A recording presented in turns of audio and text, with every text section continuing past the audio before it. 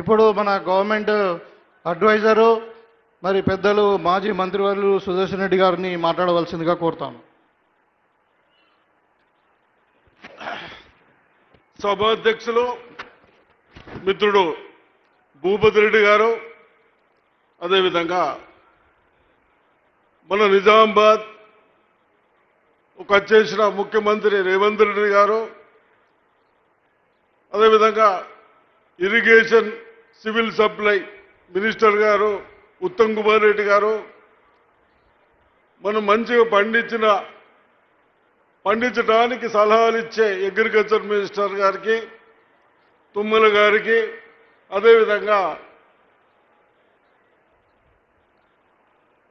మన పిసిసి అధ్యక్షుడు మహేష్ గౌడ్ గారికి, సెబిరల్ గారికి, డిసిసి అధ్యక్షుడు గారికి, వేదిక నిర్వహించిన పెద్దలకు, ఇక్కడ వచ్చేసిన నా మహిళా సోదరుమణులకు సోదరులకు అందరికీ నమస్కారాలు. ఈరోజు మన ముఖ్యమంత్రి గారు మన డిస్ట్రిక్ట్కు ఎన్నో ఫండ్స్ ఇచ్చినా మనందరినీ కలిసి ఇంకా సమస్యలు ఏమిటని తెలుసుకోవడానికి వచ్చాను.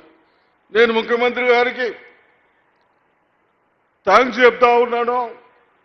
మన పిల్లలకు కేజీ నుంచి 12వ తరగతి వరకు 4 స్కూల్స్ ఇచ్చారు.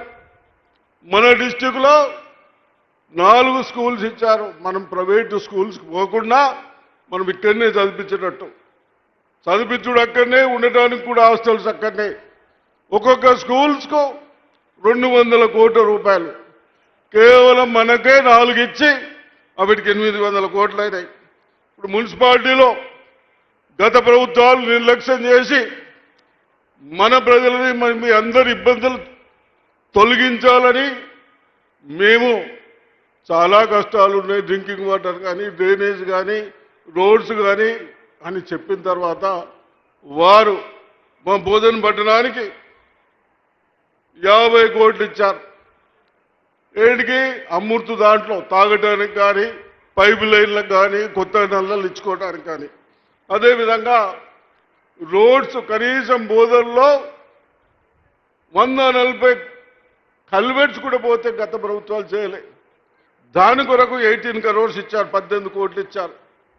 రోడ్లకు 20 కోట్లు ఇచ్చారు. కేవలం బోధన కిందిచ్చి ఆరుమూరుకు కూడా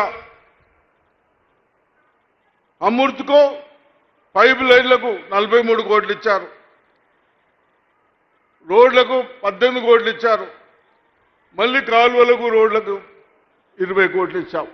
ఇవన్నీ కేవలం ఆరుమూరు మున్సిపాలిటీ డెవలప్మెంట్ కొరకు.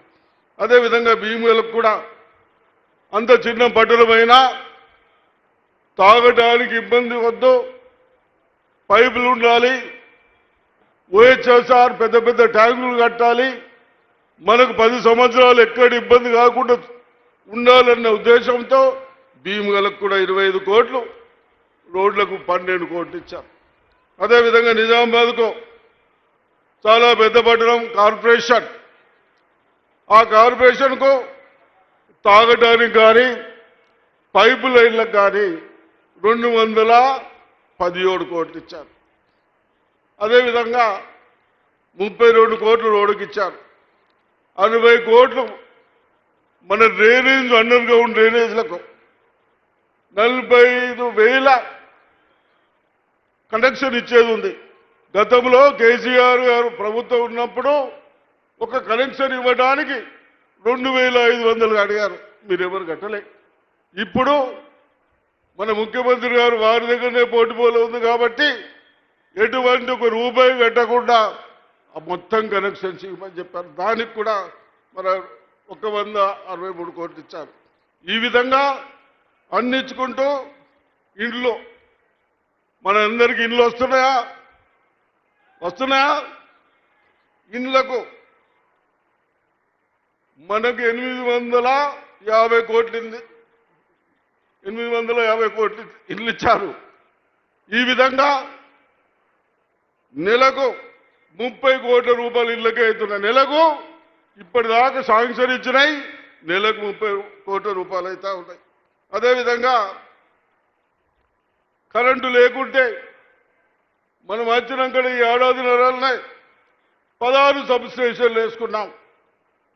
1600 కోట్లతో వేలతో వేసుకున్నాం. అదేవిధంగా మన ఉత్తమ్ కుమార్ రెడ్డి గారు ఉన్నారు. మనం పండించిన పంటని వారు నీళ్ళు ఇచ్చే మినిస్టర్ గారు రావాలి. మరి మినిస్టర్ గారికి ఒక్క రిక్వెస్ట్, ఇప్పటిదాకా భూపతి రెడ్డి చెప్పాడు లాంగ్ పెండింగ్ ఉంది, ఏది ప్రాణాయిత వాళ్ళ బ్యాలెన్స్ వరకు ఒకసారి మా రూరల్ కాన్స్టిట్యూన్సీకి అది ఇవ్వాలని చెప్తూ, అదేవిధంగా వారు వచ్చినాక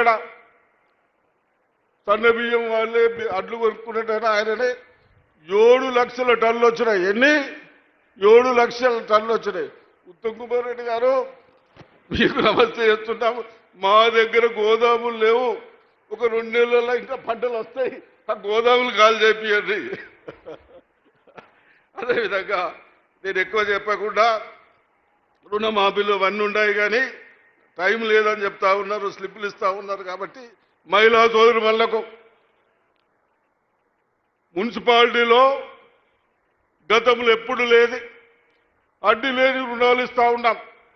ఒక టౌన్లో కోడ్ వచ్చింది కాబట్టి లేట్ అయింది, కానీ 1000 మందికి మా బోధల్లోనే 15,000 మందికి అడ్డు లేని రుణాలు ఇస్తా ఉన్నారు, ఆర్మూర్లు ఇస్తా ఉన్నారు. ఈ విధంగా మరి లేట్ అవుతా ఉన్నదని చెప్తా ఉన్నారు. కాబట్టి తప్పనిసరిగా ఈ విధంగా చేసుకుంటూ కరెంటు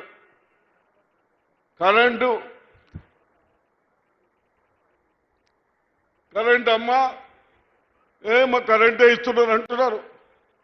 నెలకు ఇప్పటికీ మన నిజామాబాద్లో 220 కోట్లు కరెంటు బిల్లు కట్టాం. ఏది 200 యూనిట్ వాళ్ళు నెలకు 10 కోట్లు కట్టాం. మనము కరెంట్ ఏదైతే ఫ్రీ ఇస్తా ఉన్నామో దానికి నెలకు 10 కోట్లు కడతా ఉన్నాం. బాగా చేస్తున్నట్ట కాంగ్రెస్ పార్టీ. చీరలు ఇస్తే ఆడిచ్చినేమో పొలాలలో బెదురు పెట్టుకోవడానికి మనకు వస్తుండే, ఇప్పుడేమో మీరు కట్టుకొని వస్తా ఉన్నారు. వస్తున్నారా? ఏం సప్పట్లు కొట్టున్నారా? వస్తున్నారు. ఈ విధంగా మీ అందరూ సంతోషంగా ఉండడానికి ముఖ్యమంత్రి గారు, అగ్రికల్చర్ మినిస్టర్ గారు, నీళ్ళు ఇచ్చే మినిస్టర్ గారు, మనకు సన్న బియ్యం మినిస్టర్ గారు, ఇంకా కొన్ని, అదేవిధంగా తుమ్మల గారు అగ్రికల్చర్ మంత్రి వారు మనకు కాలేజ్ ఇచ్చారు.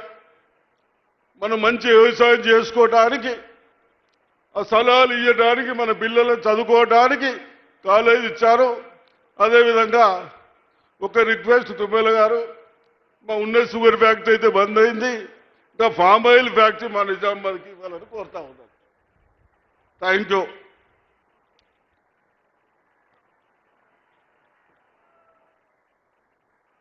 థ్యాంక్ యూ సార్, ధన్యవాదాలు.